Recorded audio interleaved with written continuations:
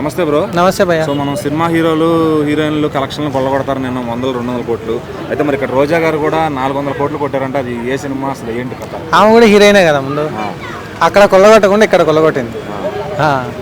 అంటే మామూలు సినిమాలో రెమ్యునేషన్ ఇస్తారు, రాజకీయంగా ఆవిడ 400 కోట్లు కొట్టేసి ఆమె రెమ్యునేషన్ లేని ఏం పని చేయదు కదా, ఆమెకు రెమ్యునేషన్ కావాలి కదా, అట్లా ఈ విధంగా తీసుకుంది. మరి ఇప్పుడు ఈ ప్రభుత్వంలో స్పోర్ట్స్ మినిస్టర్కి ఇవ్వడానికి ఏ డబ్బులు లేవంట. మరి ఆవిడే మొత్తం అప్పుడు ఆడదాం ఆంధ్ర అని ఒక సినిమా వేశారంట, దాని పేరు చెప్పి 400 కోట్లు కొట్టేశారు అంటున్నారు. మరి ఈ స్పోర్ట్స్ మినిస్టర్లకు ఏమి ఇవ్వాలని చెప్పి ఎవరు రెస్పాన్సిబిలిటీ చెప్తారు? ప్రజలే దానికి బాధపడాలా, ఇంకోసారి ఆ తప్పు చేయకుండా ఉండాలా, ఇంకోసారి వాళ్ళకి ఓటు వేయకుండా ఉండాలా. ఎందుకంటే ఇప్పుడు చూడు ప్రజాధనమే కదా, అది ప్రజాధనం అలా చేస్తే తప్పు కదా.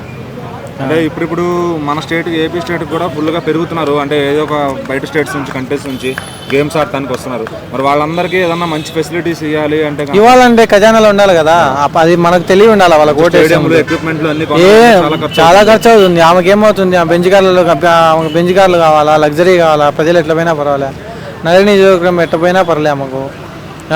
ఆమె లగ్జరీ లైఫ్ ఆమెకు కావాలా, మళ్ళీ చంద్రబాబు నాయుడు తిట్టాలా, మళ్ళీ పవన్ కళ్యాణ్ తిట్టాలా? అంటే తిట్టేదానికి ఎలాగో డబ్బులు ఇస్తున్నారు, మరి ఇట్లా మినిస్ట్రీలో కూడా డబ్బులు అంత దోచేయాలా?